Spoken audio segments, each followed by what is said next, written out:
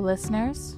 Welcome to Book 6, Chapter 10 of Bite-Sized Tales, your audio flash fiction podcast. In this week's story, we travel to the city that glows at dusk, where the river bends and time loosens. Listen closely as we navigate the historic facades and fragrant air to a show that breaks through fears and fantasies. Cirque, written and read by Dot Moore.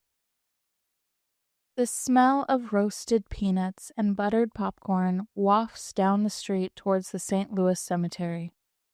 Tinkling carousel music can be heard as the ride spins its passengers on painted horses and decorated carriages.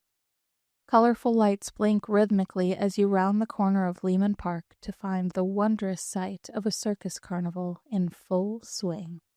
My girlfriends and I planned a long week trip to New Orleans before we each went our separate ways for college. We'd obviously keep in touch, but once Holly found a boyfriend, or Kim got wrapped up in campus projects, or I got lost in my writing, it wouldn't be the same. Missed FaceTime calls and forever rescheduling the next time we'd see each other because our lives are just too individually busy. It's a reality we each understood, so as our last hurrah, we decided to go all in, and where better to lose yourself than the big sleazy.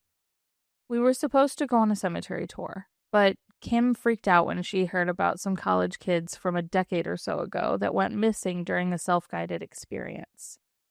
I at least convinced them both that we should walk by the cemetery on the way back to our hotel. But imagine my surprise when we round the corner of Canal Street to find the bustling glow of a circus. Holly's eyes lit up immediately, and she squealed and giggled, interlocking her arms with mine and Kim's. Come on, we have to go. It's a sign. We couldn't do the tour, and this is going to be so much better. Kim's arm tightened around Holly's as she tried to reel her excitement in. Halls, this wasn't on any of the trip planning sites we looked at. How do we know it's not some sketchy carny trap? Holly rolled her eyes. And how did I know you'd find every way possible to be a scaredy cat stick in the mud this entire trip? Okay, girls, listen. Let's not fight. We didn't have anything else planned for tonight anyways. We've each got our phones, and our locations are shared with like 20 plus people collectively. We'll stay together the whole time, and the second the vibes shift, we're out of there, okay? Okay, let's go. I was getting so tired of all the bickering.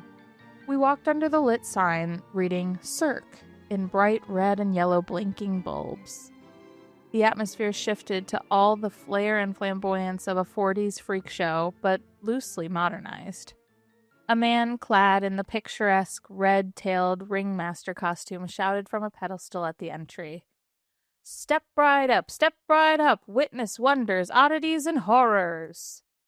This place was every cliche wrapped in neon and striped bunting. Kim's expression shifted to bewilderment, and Holly skipped ahead of us, looking all around the various stands and displays.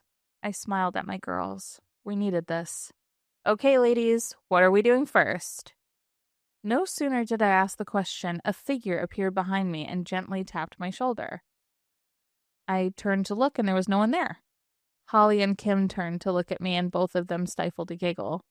I twisted around to see an exceptionally limber clown drop into a split and somersault backwards before bouncing into the air. I laughed as Kim and Holly joined me at my side, linking our arms together. The clown approached with a flourished bow. He wore a full bodysuit that was painted with red and black spirals emanating from his chest. Like many of the other acts we passed, he had an ornate Venetian-style mask tied to his face. It was painted to match the spirals of his suit. He was almost dizzying to look at.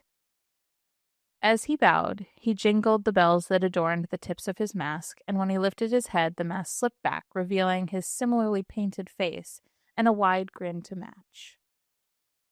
Welcome, welcome, welcome, ladies, to Cirque. I'm Flip, acrobatics extraordinaire. My brother Flop should be around here somewhere.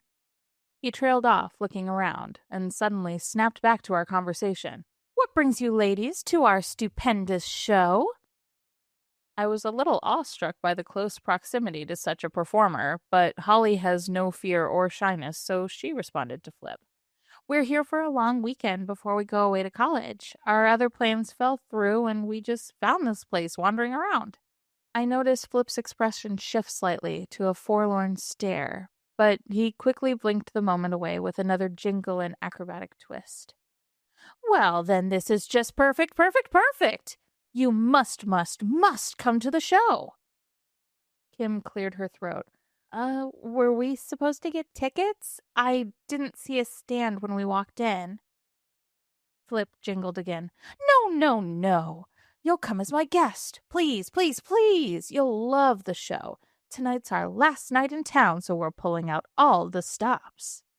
Kim side-eyed me suspiciously, but Holly was already dragging us to follow the bounding, appropriately named clown as he cartwheeled towards the big top at the center of the square.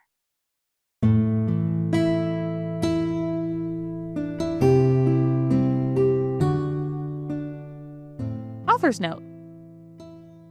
There are a few of you that have been waiting for me to write this, but as a tabletop role-playing game.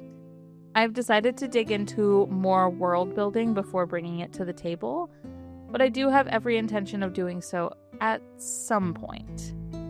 I was lamenting about not really knowing what to write, and Chris suggested digging into Cirque more.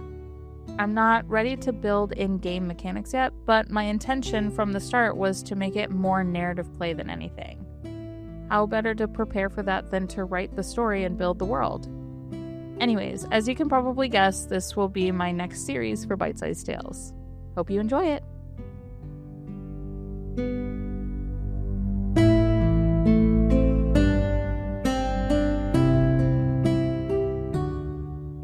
This chapter of Bite-Sized Tales has been brought to you under a Creative Commons Attribution, Non-Commercial, No Derivatives 4.0 International License. Intro and outro music is Fantasy Motion by Alexander Nakarada. Additional music, Carousel Macabre, provided by Jonathan Segev. Find him on YouTube at Jonathan Segev Music. If you've enjoyed what you've heard today, we greatly appreciate reviews and recommendations to your friends. For more information about our authors, please visit bitesizedtales.com or follow us on Instagram at bite_size_tales or on Blue Sky at bitesizedtales.bsky.social. We look forward to reading to you next time.